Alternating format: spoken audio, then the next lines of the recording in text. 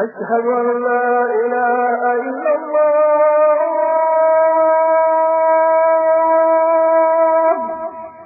أشهد أن لا إله إلا الله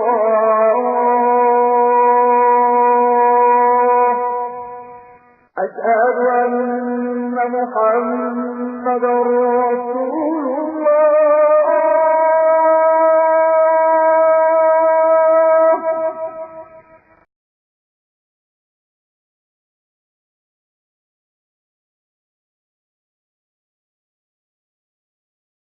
A figure clad in black from head to toe, her face completely covered, strode into the Senate chamber last week.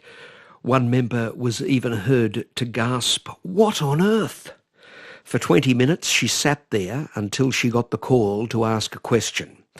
And then with theatrical flourish, she tore off the veil to reveal what everyone knew. One Nation leader, Pauline Hanson, wanted to ask if the government would ban the burqa, which is worn by some Muslim women. Attorney General George Brandis got a standing ovation from his Labor and Green opponents when he criticised Senator Hanson. But did he get it wrong? Professor Elham Manea from the University of Zurich has been a Swiss government commissioner, and she's the author of Women and Sharia Law. Well, I understand that this stunt is not meant to defend women's rights.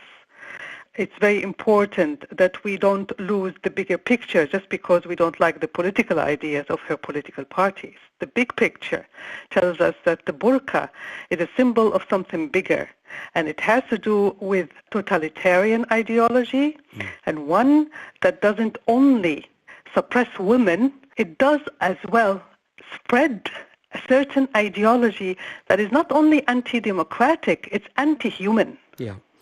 Does the burqa actually represent Islam, therefore? Because the liberal response, small L liberal, and in Australia's case, large L liberal, seemed to go into overdrive to suggest that by criticising the burqa, people were criticising Islam.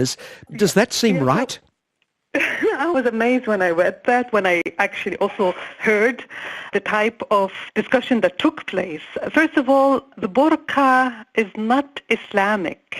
It's a tradition that comes from the heart of Saudi Arabia for a region called Nejd. Only in Nejd you had this type of dressing, the one that covers the whole face.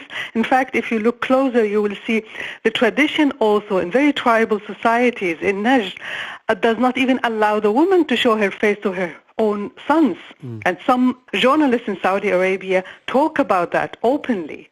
The burqa as a tradition was not spread in areas in Saudi Arabia in the west or in the east or in the south of Saudi Arabia, regions that are different culturally from Nejd. However, since 1979, since the re-Islamization of Saudi Arabia according to the Wahabi Salafi fundamentalist principles, that led to the mainstreaming of this burqa, and with the Gulf money, you had a kind of like a promotion of this ideology, and with this reading of Islam that turned burqa into an Islamic tradition. To tell me today in Australia that by talking about the burqa we are hurting the feelings of Muslims is not only inaccurate, with all due respect, it's almost racist that you come to tell me that Muslims mainly covering their whole body. From reading your work and the work of another distinguished Muslim academic, Karima Banoun, it is not even required of a pious Muslim woman to cover her head, strictly speaking, is it? I agree with you, and I agree with you. That's another problematic issue that we seem to avoid talking about because of a certain kind of sensitivities that are becoming very weird. From my perspective, from Karima Banoun's perspective, from many other, whether academics or intellectuals in the Arab and Islamic worlds, you will see we all argue this is a symbol of political Islam. It started to become mainstreams in the 70s. Today, everybody realized that even the idea of covering your head, it started with Hassan al-Banna. I showed that in many writings. The founder of the Muslim Brotherhood, he's the one who insisted on using that as a symbol for their political ideology. One has only to read what they say about the importance of headscarf in order to mainstream their own political ideology, an ideology of domination. And at the same time, many women who are wearing the headscarf today, they're doing that because of many reasons. Some of them actually believe in the religious argument. So the problem is that we have a machinery that made this symbol Islamic.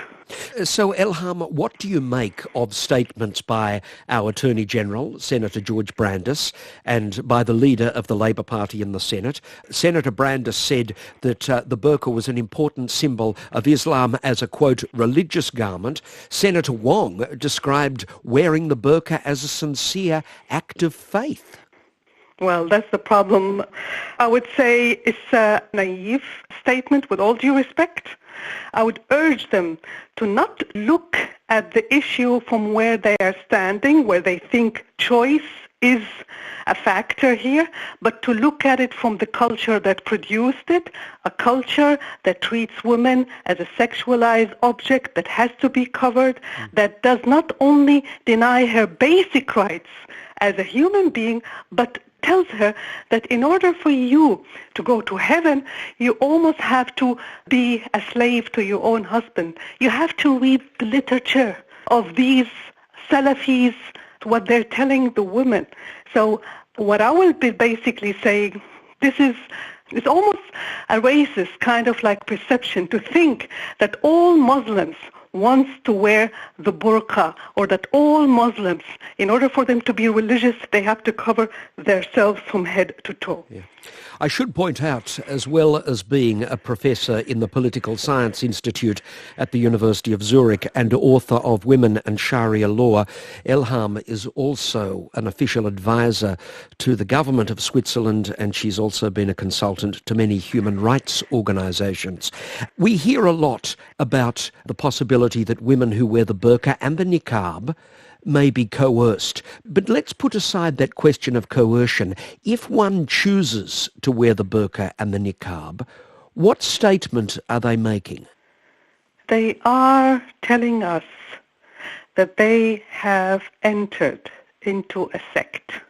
That's the statement that I will tell you.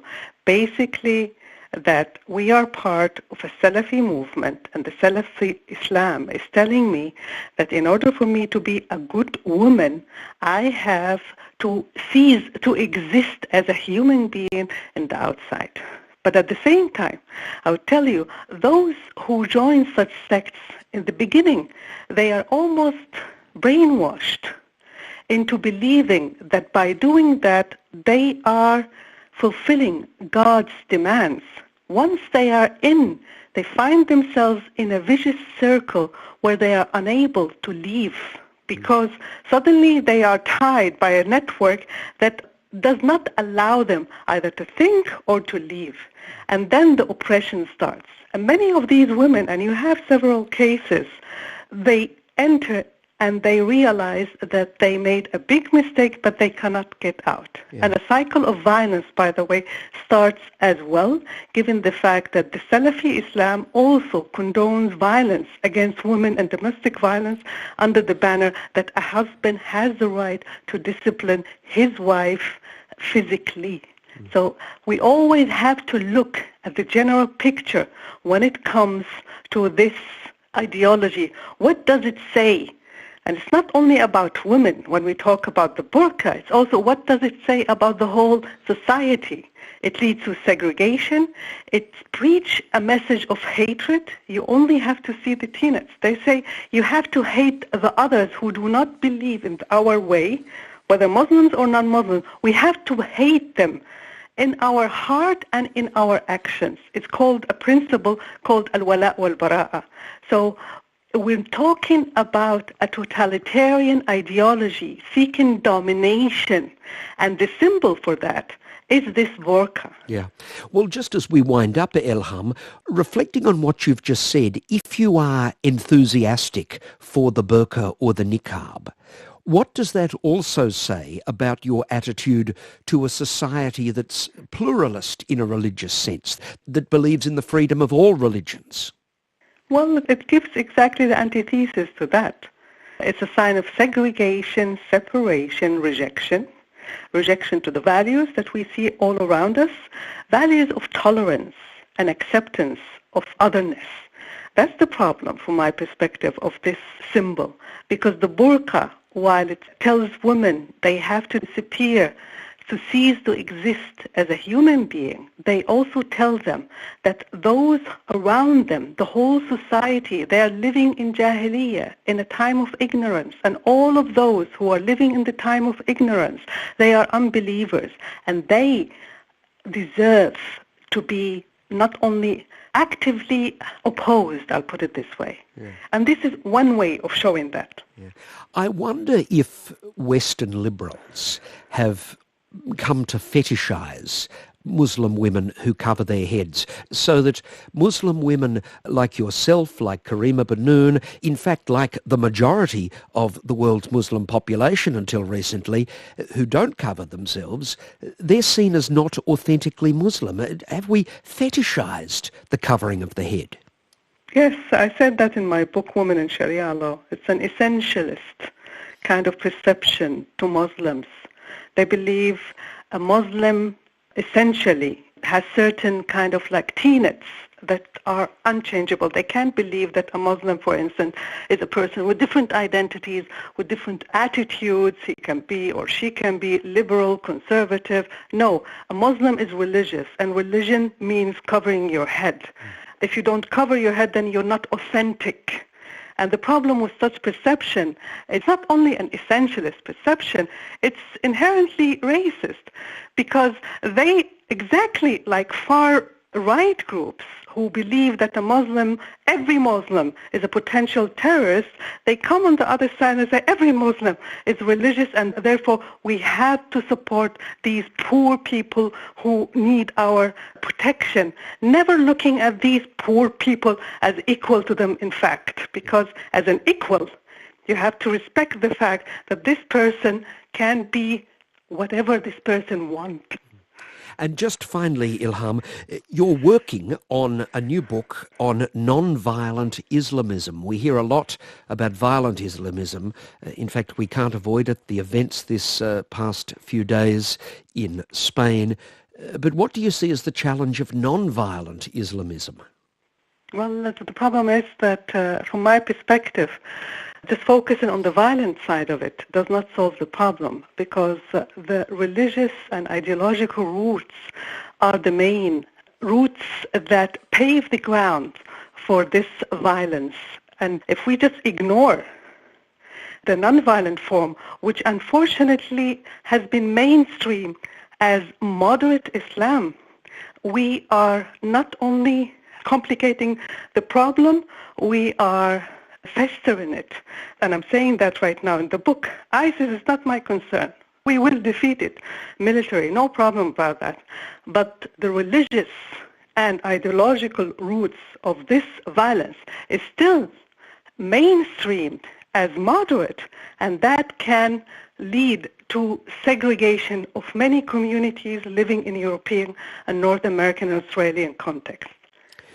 Elham Manea is a professor in the Political Science Institute at the University of Zurich.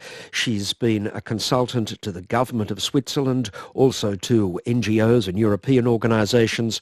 Her latest book is Women and Sharia Law. Professor Elham Manea, thank you for joining us on the Religion and Ethics Report. Thank you very much. I really appreciate your invitation.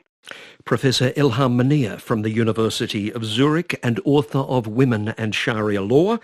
If you go to the Religion and Ethics Report homepage or subscribe to the podcast, you'll hear a longer version of that interview.